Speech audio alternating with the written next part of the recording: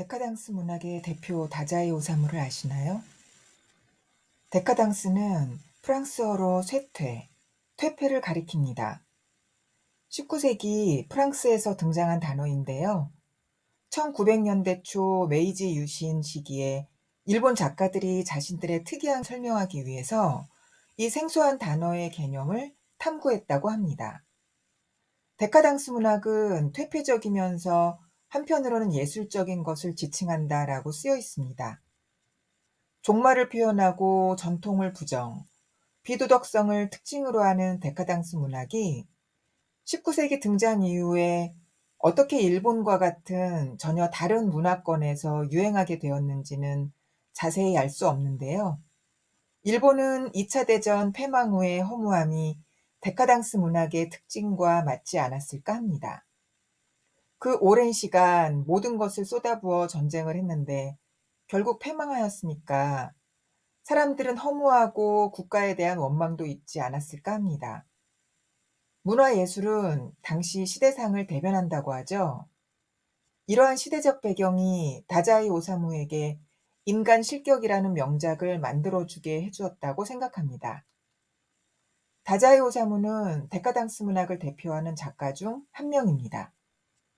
아마도 그가 살아왔던 인생 자체가 데카당스 문학의 의미를 잘 설명한다고 생각합니다. 다자이 오사무는 아사히 신문이 선정한 일본 최고의 문인이라고 하는데요. 그는 본명이 스시마 슈지로 1909년 9월 아오모리현 기아니촌에서 출생했습니다.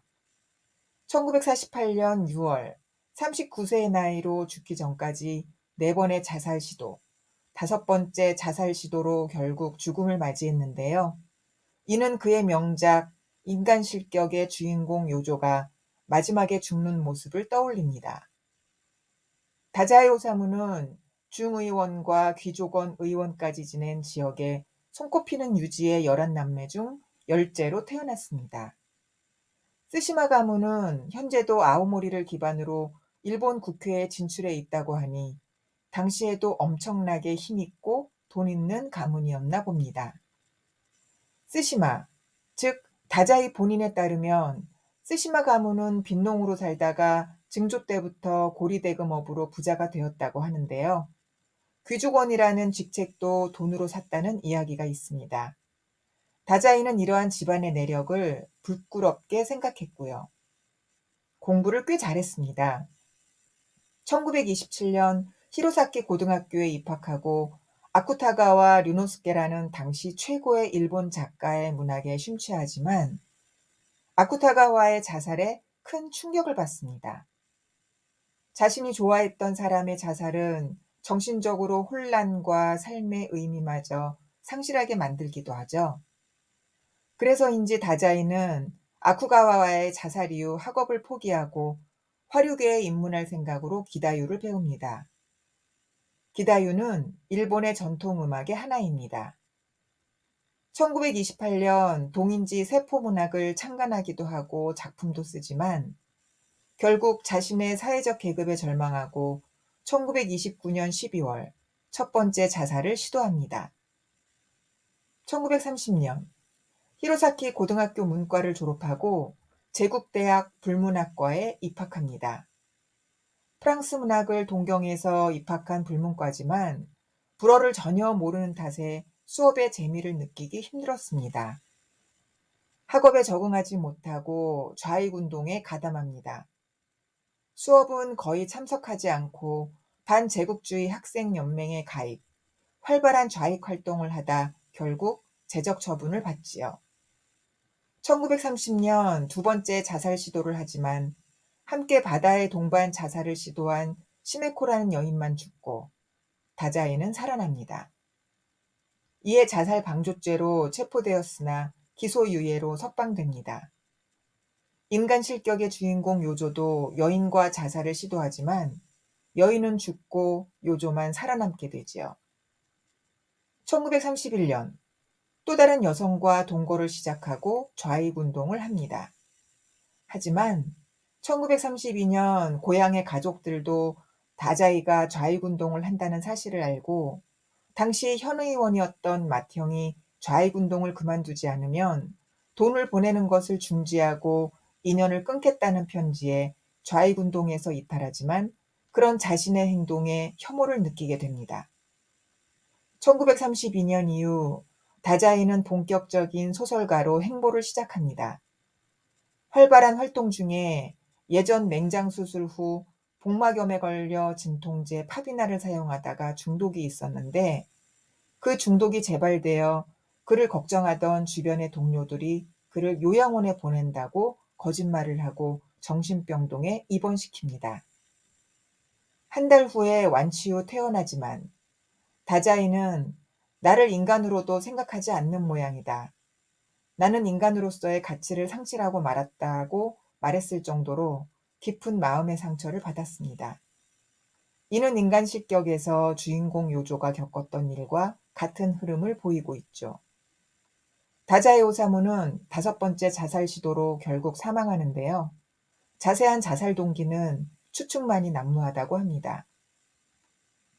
인간 실적을 읽다 보면 작가의 삶과 크게 다르지 않아 보여서 그런지 그의 자전적 이야기로 헷갈려 생각할 수도 있습니다.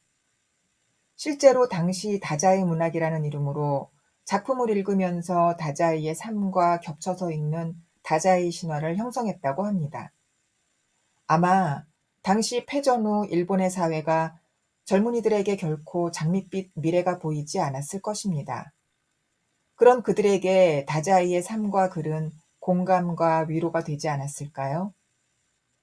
한편으로는 다자이 오사무의 삶과 글을 논문으로 발표한 홍명민 님의 글에 의하면 패전 후 일본의 식량 부족 등 사회적으로 곤란한 상황은 1947년 출판을 할 수 있는 용지를 부족하게 만들었습니다.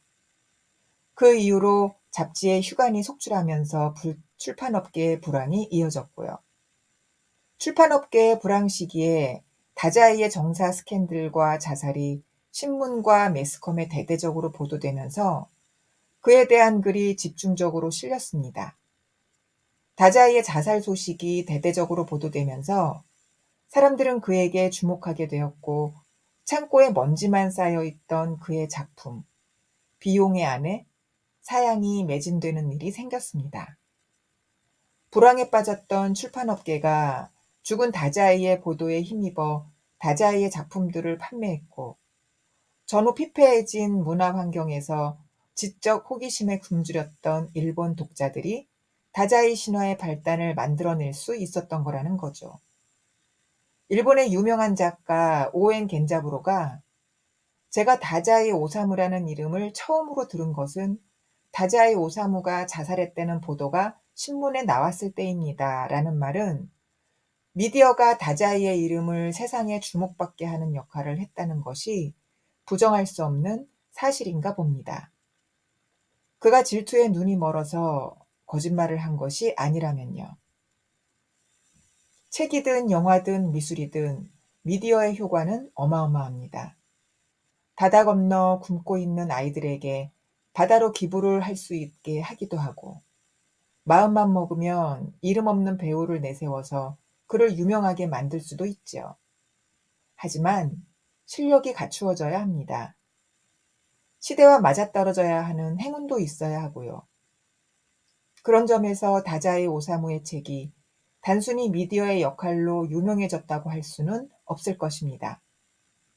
지금도 그의 삶과 작품을 연구하는 사람들이 있다는 것은 그의 작품이 그만큼 값어치가 있다는 것 아닐까요? 인간 실격과 그의 삶을 보면 다자이가 암울하고 우울한 글만을 썼다고 생각할 수 있는데요. 민음사에서 나온 다자이 오사무 디 에센셜을 보시면 비용의 아내라는 단편소설이 있습니다.